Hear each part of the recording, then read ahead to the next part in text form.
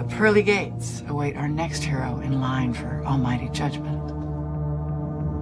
Our hero number 2 is confident he can game this out because that's his God-given talent, smarts. Some might even say he was the smartest man in the world. So what'd you do with that big brain I gave you, asks God. Well, as a matter of fact, I saved humanity, says Smarty Pants. Well, how'd you do that, asks God. Well, I dropped a giant alien squid on New York, and everybody was so afraid of it, they stopped being afraid of each other. Okay, says God. How many people did you kill? Smarty Pants smiles. 3 million, give or take. But you can't make an omelet without breaking a couple eggs. Episode 7 is here, and there are a bunch of stuff we can dive into. We can talk about Angela and her childhood, we can talk about Lady Troon, or even the biggest twist yet.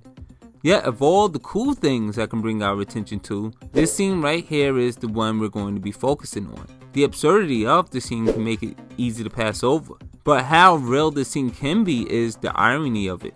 So let's get everyone on the same page. Here we have Ozymandias, as I like to call him. But in the series, he tends to be referred to by his government name.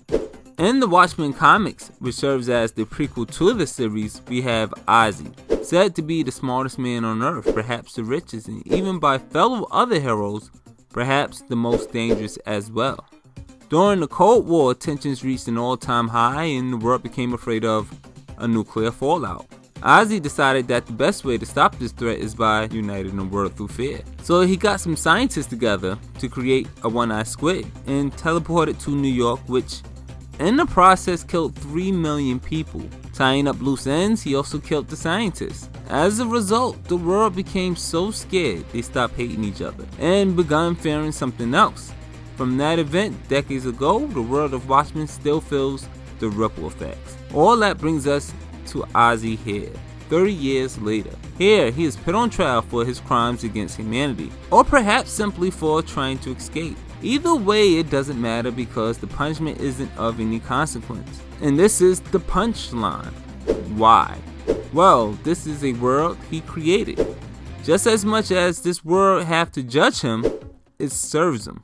Let's bring things into perspective here. We, the audience, don't take Ozzy's story very seriously, as entertaining as it is. But the world he lives in, the world he left behind, they take him extremely seriously. With the exception of Dr. Manhattan, he's the most influential man alive. So when we see this old, politically powerful white man sit in a courtroom, we shouldn't be surprised if he walk away with only a slap on the wrist. The irony is how much this ridiculous scene reflects our own world. So powerful and out of touch with the rest of humanity the white men are in the series that becoming president is no longer powerful enough for them, as represented by Senator King. This sets up a really clever joke by the episode's end. It seems the world is at the whims of white men, and the only one they are scared of is Dr. Manhattan. To them, perhaps the only thing worse than Dr. Manhattan is if Dr. Manhattan was a black man. Here, in 85, the end is nigh. Nuclear holocaust between the United States and Russia is imminent. Fortunately, I planned for this too. And the only way to stave off mankind's extinction is with a weapon more powerful than any atomic device. That weapon is fear.